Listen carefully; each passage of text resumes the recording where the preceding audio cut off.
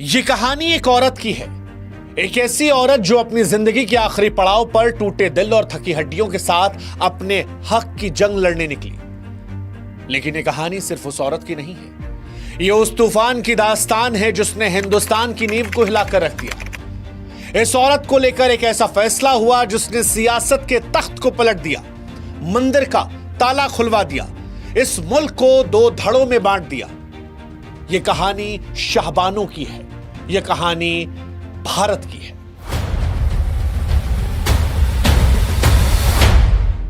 शाहबानो बनाम मोहम्मद अहमद खान। 40 साल पहले साल 1985 में एक ऐसा केस आया जिसने राजनीतिक भूचाल ला दिया। ऐसा भूचाल जिसकी लपटें आज भी सुलग रही हैं। वो ताला खुलना, वो दंगे होना, वो वोटों का सफाया होना, सब कुछ उस एक औरत की पुकार की वजह से। हिंदुस्तान में बंबई दंगों से लेकर गुजरात दंगों तक, दाऊद इब्राहिम से लेकर नेताओं की सियासत तक, सब कुछ उस औरत की पुकार की देन रहा। इंदौर की वो 62 साल की विधवा जो 5 बच्चों की मां रही, शाहबानो, उसकी आंसुओं से भरी आंखें, उम्मीद भरे दिल के साथ जब वो देश की सर्वोच्च अदालत में अपने हक की गुहार लगाने पहुंची, तब इस देश को नहीं पता था कि इस देश का भविष्य कैसे उस एक केस की वजह से बदल जाएगा। वो कोई साधारण औरत नहीं थी, ना उसका केस कोई मामूली था। ये वो जंग थी जिसने हिंदुस्तान को झकझोर कर रख दिया। एक ऐसा फैसला आया जिसने राजीव गांधी की सरकार को घुटनों पर ला दिया। और सच कहें तो इस फैसले के बाद जो कुछ हुआ, उसके बाद आज तक कांग्रेस यूपी बिहार से गायब है। कांग्रेस को इस केस ने यूपी बिहार से मानो नेस्तनाबूद कर दिया। राम मंदिर की राह को इसी केस ने खोल दिया। वो देश जहां इस्लाम खतरे में है, वहां से हिंदू खतरे में है तक इस एक औरत की आवाज ने हिंदुस्तान को 2 हिस्सों में बांट दिया। और 40 साल बाद अब एक बार फिर उस केस की चिंगारी फिर से सुलग रही है। 7 नवंबर 2025 को एक फिल्म आने वाली है जिसका नाम है हक। यामी गौतम, इमरान हाशमी उस दौर को फिर से जिंदा करने जा रहे हैं। हमें लगा कि जब एक बार फिर से इस कहानी को दोहराया जा रहा है तो क्यों ना इस कहानी को हम आपको बताएं, क्योंकि ये फिल्म सिर्फ अतीत की कहानी नहीं बल्कि आज के भारत के नफ्स को भी टटोलती है, जहां पर यूनिफॉर्म सिविल कोड की गूंज एक बार फिर सुनाई पड़ेगी और फिर शाहबानो के संघर्ष, उस फैसले के असर और उस तूफान का जिक्र होगा जिसने भारत को हमेशा हमेशा के लिए बदल दिया। शाहबानो की कहानी को सुनना है, समझना है तो शुरू से सुनना समझना पड़ेगा। और शुरू करते हैं शाहबानो से। शाहबानो का जन्म साल 1916 को मध्य प्रदेश के इंदौर शहर में हुआ। 16 साल की उम्र में उसकी शादी मोहम्मद अहमद खान से कर दी गई जो एक वकील थे।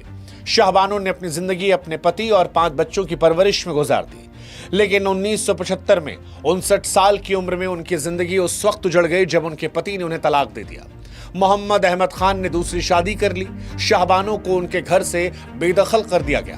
5 बच्चों की मां बिना किसी आर्थिक सहारे के सड़क पर आ गई थी। उस दौर में मुस्लिम पर्सनल लॉ के तहत तलाकशुदा महिलाओं को सिर्फ इद्दत की अवधि यानी 3 महीने तक का गुजारा भत्ता मिलता था।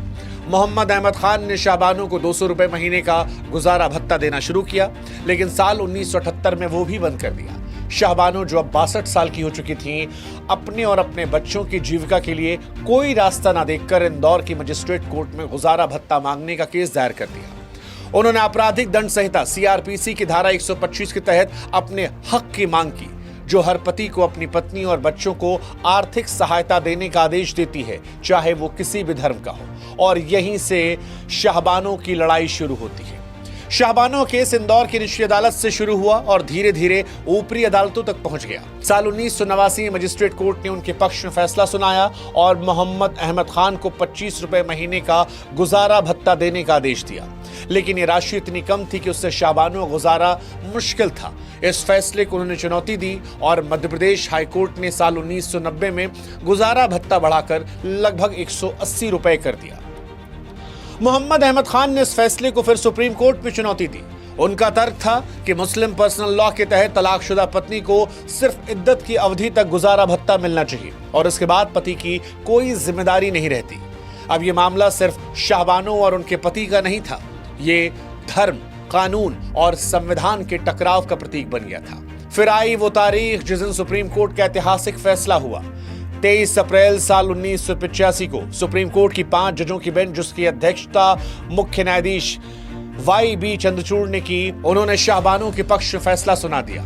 कोर्ट ने कहा कि सीआरपीसी की धारा 125 सभी भारतीय नागरिकों पर लागू होती है, चाहे धर्म कोई भी हो।